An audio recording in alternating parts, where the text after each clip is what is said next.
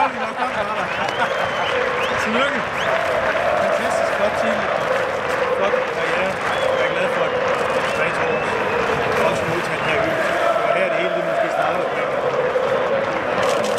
Tillykke med det. Så er der mange andre. Ja. Også tillykke til jer. Tak for det.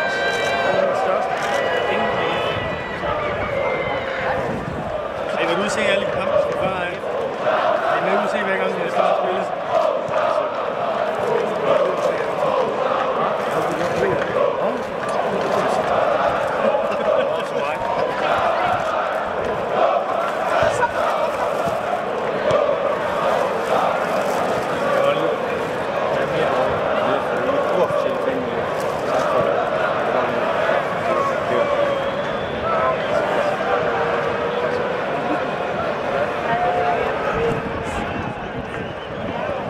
Må man slet ikke bringe med hjem til Norge, det der.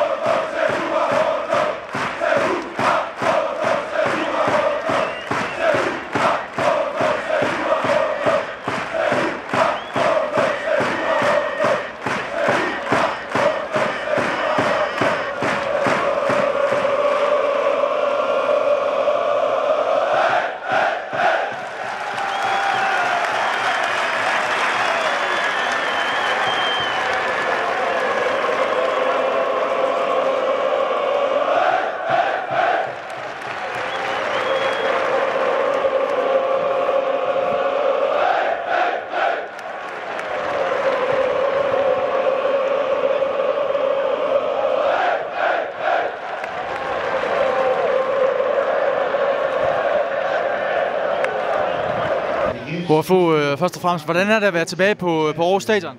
Ja, det er fantastisk. Så det er masse historie her og mange gode minder fra stadion her. Så ja, det er supermorsomt at være.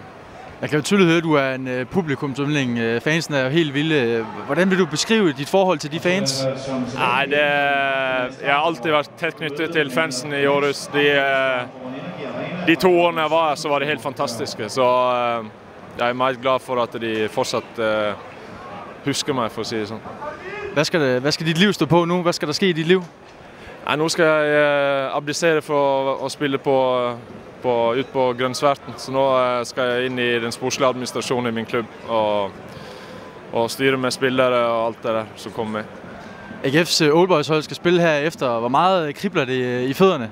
Jeg testede faktisk nogle af mine gamle spillere nede inde for stadion her. Og de lurte på om jeg ville være med, men jeg havde ingen skotøj med, men det havde været fantastisk moro.